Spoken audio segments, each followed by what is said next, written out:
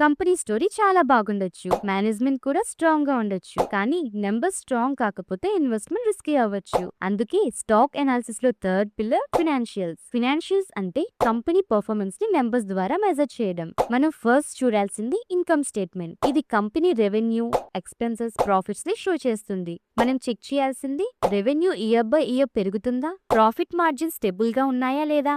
Revenue and profits consistent గా grow అయితే company business healthy అని అర్థం. Second important statement balance sheet. Balance sheet లో మనకి తెలుస్తుంది కంపెనీ దగ్గర అసెట్స్ ఎంత ఉన్నాయి అండ్ లయబిలిటీస్ ఆర్ డెట్స్ ఎంత ఉన్నాయి అని. డెట్ ఎక్కువ ఉంటే రిస్క్ ఎక్కువ, అసెట్స్ స్ట్రాంగ్ గా ఉంటే కంపెనీ ఫినాన్షియల్ పొజిషన్ స్టేబుల్ గా ఉంటుంది. Third statement cash flow statement. Profit paper లో ఉండడం ఒకటి, కానీ బిజినెస్ లో రియల్ క్యాష్ జనరేట్ అవడం ఇంకో important point. Operating cash flow positive గా ఉంటే కంపెనీ ఆపరేషన్ స్ట్రాంగ్ గా ఉన్నాయి అని అర్థం. సింపుల్ గా చెప్పాలంటే రెవెన్యూ గ్రోత్, ప్రాఫిట్స్ గ్రోత్, లో డెట్, స్ట్రాంగ్ క్యాష్ ఫ్లో, ఈ 4 సిగ్నల్స్ ఉంటే ఫినాన్షియల్స్ హెల్దీ అని చెప్పొచ్చు. సో స్టాక్ ఇన్వెస్ట్ చేయడానికి ముందు కంపెనీ ఫినాన్షియల్ స్టేట్మెంట్ ని కంపల్సరీ అనలైజ్ చేయండి. నెక్స్ట్ వీడియోలో వాల్యుయేషన్ పిల్లర్ గురించి డీకోడ్ చేద్దాం. ఈ వీడియో కనుక మీకు నచ్చినట్లయితే like and subscribe to marketers Telugu. నేను సెబీ రిజిస్టర్డ్ అడ్వైజర్ ని కాదు. ఈ వీడియో కేవలం ఎడ్యుకేషన్ పర్పస్ కోసం మాత్రమే.